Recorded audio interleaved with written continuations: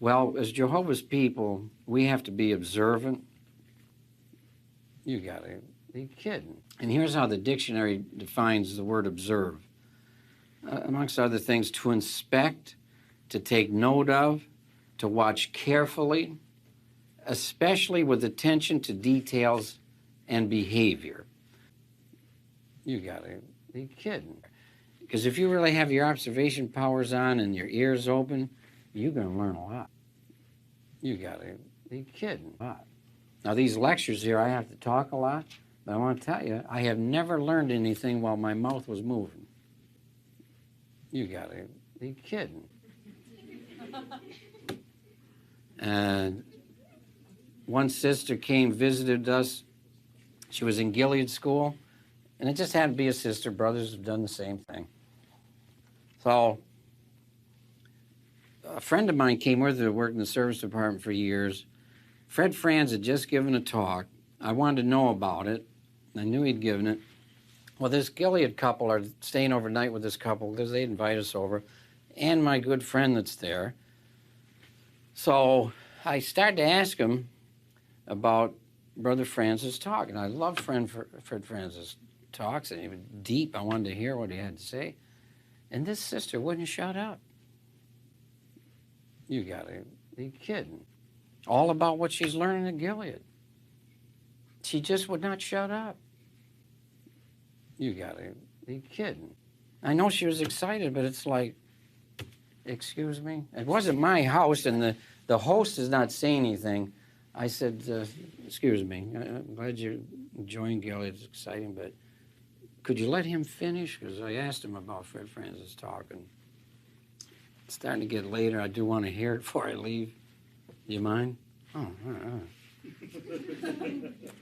So she didn't have her observation powers on. She had her mouth on. See? So I don't know whatever happened with that girl, but God help her. Somehow or another, she must have learned something some way. It's sad. You gotta be kidding.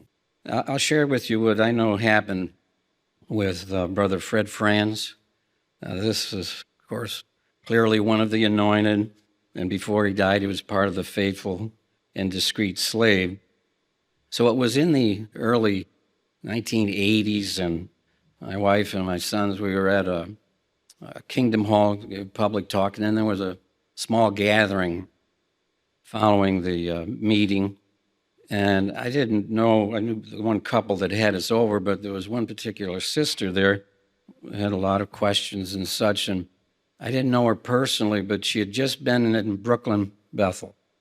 And she had the opportunity to meet Brother Fred Franz. So I'm just listening to her, and the rest of the family is, and she says, amongst some of the other things she mentioned, I asked Brother Franz, how do you know you're one of the anointed? Wow. I'm looking at her like, really?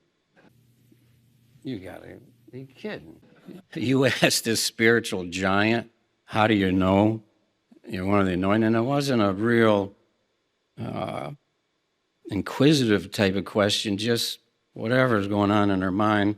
We want to be patient with Jehovah's sheep, but I was very touched, and I think you may be as well, Brother Franz's answer, because I said, well, what did he say? And she said, Romans 8:15 through 17. And that's all he'd say. It's me that have replied before I had asked, so I must listen first and get the facts. So is this a confession? Her and I were like, you gotta be kidding. And you sisters can speak to other sisters. Yeah. I told one Bethel sister, she's a tuxedo, and I was telling her about, these sisters and all the authority, and she goes, yes, whoa. And I said, calm down. You're not in heaven. You didn't get any authority yet, except in the house. No, she's a real good girl. Oh, boy. Whoa, some of them gave me some looks like, It's the last time you'll make a fool out of me. Oh, my word.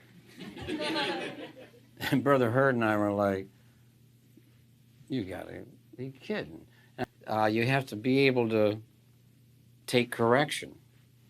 This is not easy for most people. Nope. Experiences that I'll be going along fine, doing well, feeling good. And I've been doing this a lot of years. And I said, yeah, boy, I feel good, Jehovah. And then, okay, let me show you this. Oh, man. Or something comes up, whatever, and it's like, yeah, I need more work. Sure do. That's what it is. Okay, Jehovah, help me. I didn't realize it was this bad. And I know you don't like this. I am so jealous of her, I can't believe it. For what all these weird things that can go on with imperfect humans or whatever, and the devil likes to fire it up. So something has to be done, right? Because you have a problem. This has got to change. You'll get over it. You're a source of irritation, and it's obvious you don't like being there. Well, Jehovah loves you enough to help. Well, so you start to get counsel. What's the immediate human reaction? See how wise Jehovah is? This is not going well. You got to be kidding. They just missed it. See, don't try to please men. You'll wind up pleasing no one. Please Jehovah, and you'll please those who love Jehovah. And I'm going to repeat that. Because you can get back trying to please your branch committee, or if you're a circuit overseer, trying to please the district overseer. I'm not saying you shouldn't honor them. Double honor is appropriate. But give me a break. It's not about pleasing men. No, you're going to wind up pleasing no one. I probably should be ashamed of myself. You got to be kidding.